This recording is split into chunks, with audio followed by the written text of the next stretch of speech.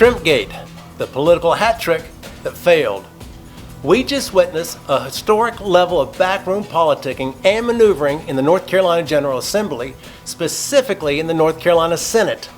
Two bills, HB441 and HB442, magically morphed into something completely different from what was originally filed and passed in the House, to something that almost eliminated one fishing industry, but did close off another. Here's what happened. House Bill 441 was filed on March 18th and was titled An Act to Adopt the Loggerhead Sea Turtle as the official saltwater reptile of the state of North Carolina. This bill literally breezed through the House with 113 yay votes and 0 no votes. But when HB 441 was in the Senate, the bill got changed, radically changed. The Senate on June 19th mystically and magically changed HB 441 into the bill to be entitled An Act to Establish the Shrimp Trawl Transition Program to provide temporary transition payments to holders of commercial fishing licenses who had reported sales of shrimp caught with a trawl net between January 1st, 2023 and June 30th, 2025, and to increase coastal fishing license fees. What happened?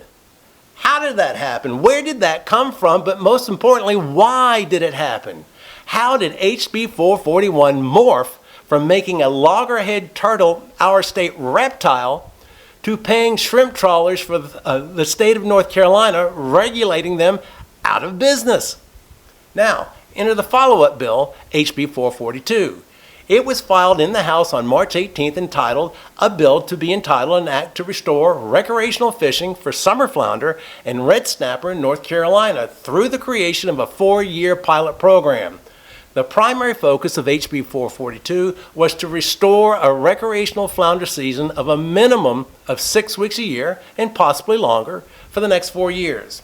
HB 442 also breezed through the House with 77 yay votes and 35 no votes. But once again, it reached the Senate and a mystical and magical metamorphosis took place. On June 17th, the Senate amended the bill, making it a bill to be entitled An Act to Restore Recreational Fishing for Flounder and Red Snapper in North Carolina through the creation of a 4-year pilot program, and to prohibit the use of trawl nets to take shrimp in coastal fishing waters or the Atlantic Ocean within 1/2 mile of the shoreline. Again, what?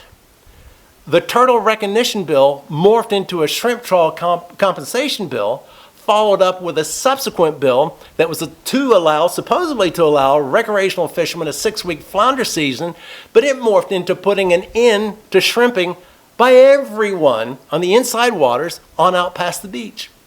Again, I ask, what happened? How did it happen?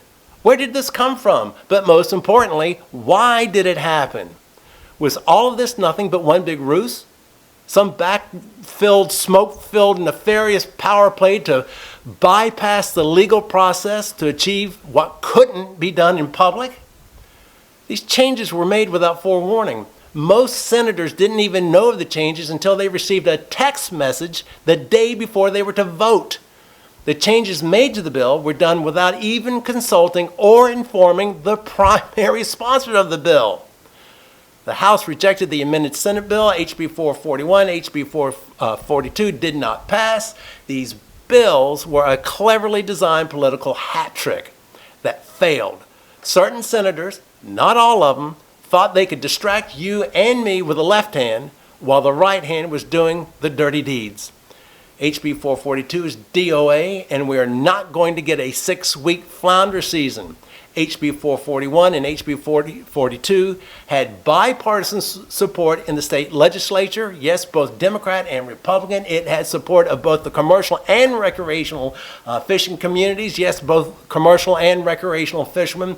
But the greed and deception put an end to it all. And we don't get to go flounder fishing again this year. Finally, my greatest concern of all, and my sincere wish, is that you see past today, that you see past turtles and past shrimp and past flounder and look straight at the source and cause of all of these difficulties, because there are plenty more tricks left up the legislative sleeve. Be vigilant, stay alert.